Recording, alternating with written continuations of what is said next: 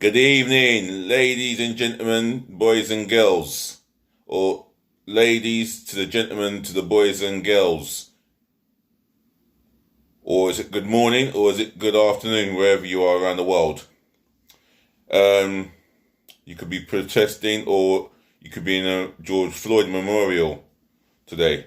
I mean, well, it is a sad one, but the love and support for George Floyd himself and his family and his friends that are all truthfully and richly thankful for the support. I'm sure their family and friends are thankful for the love and thankful for the loyal attendance to his memorial. Let me just start off with what's been said and done by sportsmen in terms of the footballers and ex-footballers. Nigel Reo-Coker says basically his thoughts on racism and the murder of George Floyd, and he's saying that the conversations that get spoken about racism, and actions should not be just lip service. It's time for something to be done. Tom Ince has had his say. He said, basically, enough is enough, and what was it he was saying? How can I say, what is it? What he's saying live on air? Yeah, he was saying FIFA and UEFA need to get together and do a lot more, and they haven't done the full push. And he makes a great point. And Darren Bent has had his say on it as well, and he believes that some of his white colleagues as a footballer and white friends are asking him, why is this sort of thing always happening? And he feels that education is lacking, and I feel that myself.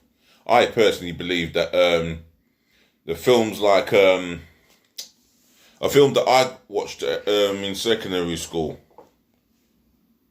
should be produced to primary schools and to educate children as young as year one. As young as year one, for me. And there's other films, other racial films that relate back to over 500 years ago. Ladies, gentlemen, those of you of an older nature and generation, if you could drop me the names of some of the films,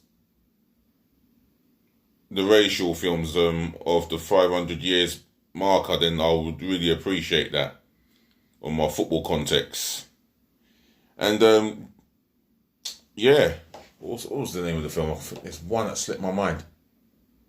Oh, is it Juice? Is it Juice? But there's a couple of them, old films that relate to a true story based on what happened to our black ancestors in yesteryears gone by, over 500 plus years. However, I normally do keep it on the football context. Well, I'm trying to keep it on the football context, but I'm going to talk about what's been done towards the George Floyd death and Black Lives Matter campaign, and how the protest affects black footballers, really. But not just all footballers, not just all black footballers, but humans all over the world. And as a black person, I'm thankful and forever grateful for the support around the world. And that's how it is at the moment. Germany's Bundesliga teams have backed the have shown their support for the Black Lives Matters campaign, and Jadon Sancho has done his bit. A player, I think Marcus Thuram of Borussia Mönchengladbach, the son of Lilian Thuram, he's done his bit as well, and they get praising where praising is deserved. So big up yourself, Marcus Thuram, and big up yourself, Jadon Sancho. You know, and I hope there's a lot more support. I mean, we know what Tyrone Mings did. He was in the Birmingham City Centre, walking taking these should I say walking or taking place? No, he was amongst the protesters who are protesting peacefully, and as a centre half, he's an established Premier League player. So big up yourself there, Tyrone Mings, and thanks for your part, and thanks for showing the support and love for the Black Lives Matters campaign in relation to George Floyd's death. Yeah, as I was saying, going back to the Bundesliga, teams have shown their support, you know, and their support is being hugely respected by humans worldwide, and they'll fully be blessed for what they've done. So thank you for the support there. Moving on, former England international, West Ham, Portsmouth and Tottenham player Jermaine Defoe has spoken about the situation where he says enough is enough. Punishment needs to be drastic and education needs to be installed. And I feel that education needs to be heavily installed in schools, especially primary school year ones. It starts from year ones to year sixes. That's my personal opinion on this. And Jermaine Defoe spoke of a time where he was playing for Tottenham and he used to get stopped. And there was one time he got stopped and the police had to apologise for him because of a computer error. That's not a computer error. That's the poor judgment by the police officers and the commando above them, because they've not done their full investigation. They just went for any black man. Is it because they went for any black man who drove a nice car and minding his own business? You police officers work hard to get the position that you've wanted, to get the dream job that you wanted to, and that's to become a police officer. Why can't Jermaine Defoe just go about his life peacefully, drive his car, and let him live how he wants to be? But after all, he has worked hard to become a professional footballer.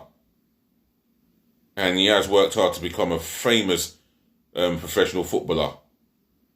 You know, fame comes up and down, it's good and bad times. However, you're stopping another black person driving their car when they're going about their business peacefully and humbly, seriously. That just shows at the time that the police force needs to take a look at themselves. I think the whole country right now needs to take a good look at themselves. The whole country as a government is a despicable, just a complete disgrace.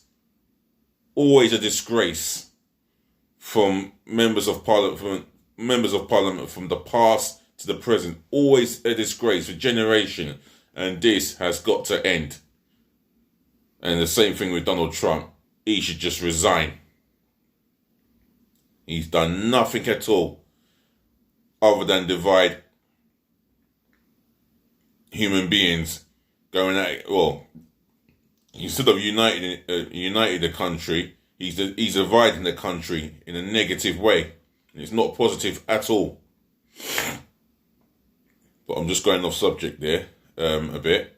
However, it's great that as a football fan that we have black footballers coming out to speak up. And Jermaine Defoe said something about Kevin Prince Boateng coming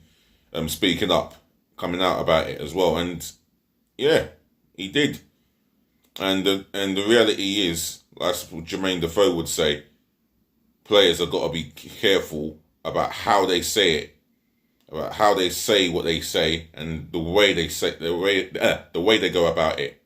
And that's the God honest truth. Let's be real. That is the God honest truth. So yeah, there's not much of a football context to talk about as such. But I will drop a bit of pleasing news and some encouraging news at that matter. At that matter, should I say?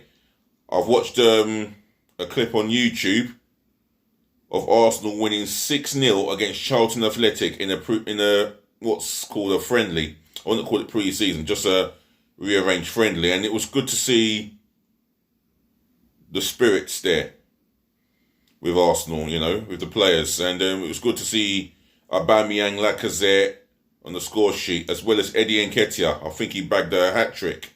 And it was good to see some of the players that I would like to see in the first team, such as Martinelli, Nketiah, Aubameyang, Lacazette, see Guendouzi, seen Kieran Tierney flying down the left flank as a left-back, operating on the left-hand side of the defence. I think that David Luiz played, and it was nice to see Leno make 2 top quality saves there. So yeah, I'm pleased all in all with the result and with the fitness warm up, and that's all part of their schedule, and that's just exactly how Mikel Arteta has got them planned and prepared for the Man City game. And I think there's a hell of a lot more work to be done in terms of their fitness levels and their beliefs and motivation, especially the discipline. So, to Mikel Arteta, keep it going. You're doing a fantastic job so far. And the Arsenal players, keep your foot on the ground, yeah? The season's not ended yet, but with 10 games to go, let's try and end it with a bit of pride. It has been a poor season, but there's pride to be salvaged. Let's do it against the odds. We go into the fixtures. We look at the last 10 fixtures, and it goes against us. So we've got to perform as spiritual underdogs, and that's all we can ask for as Arsenal fans. So if you got anything to discuss on the BLM matter and the BLM protest and Arsenal's friendly with Charlton, then yeah, please drop your comments below. Do smash the thumbs up like button and less of the down. And remember, please subscribe to my channel, and that's DLG Reppin. Yeah, I've got 35 subscribers. I'm still waiting on another 965 subscribers and a hell of a lot more than that. And at least if I could get at least 100, more than 100 subscribers before Christmas, that will do me the world of good. So far, I've only got 35. And I'm waiting. At least if I can get 36 tonight, it will still make me happy. And I'll always do what I always do best, and that's shout you out whoever you are, male or female, man or woman. I'll shout you out for subscribing to my channel, for showing me the love and appreciating my time and effort. So that's my way of showing you the love and support. Yeah, that's my way of telling you that. I'm telling you thank you for showing support and love to my channel. Yeah, and I hope many more people can do the same. But if it's hundreds of you, then I'll big you all up in one go. Yeah, and I'll wait for everyone else to come onto this platform. Yeah, I promise you. By tomorrow there'll be some more football context. Yeah. And just directly football. Tonight is not really much of a football context on my channel, just based on the George Floyd situation, and talking about what Premier League players or ex-Premier League players have said on this situation. Just thought I'd give you some info of what I've been reading on the Sky Sports app. So anyway, to the ladies, to the gentlemen, to the boys, to the girls, your guy and your host DLG Reppin has spoken again. I'm going to end this right now, and all I want to say is peace, love and bless, yeah? Remember, protesters, you still have to obey the 2 meter distances, and that's something that you didn't do today because of the protests. I know it is going to be difficult, but there you go. But however, I support what you're doing, but do it peacefully and humbly, yeah? No to the violence, strictly forbidden. Otherwise, everyone and every human around the world, or should I say every human being around the world, stay safe, yeah? Protect the NHS and save lives. I should say that in the end, more often. So, once again, DLG Reppin, and I'm out. Good night.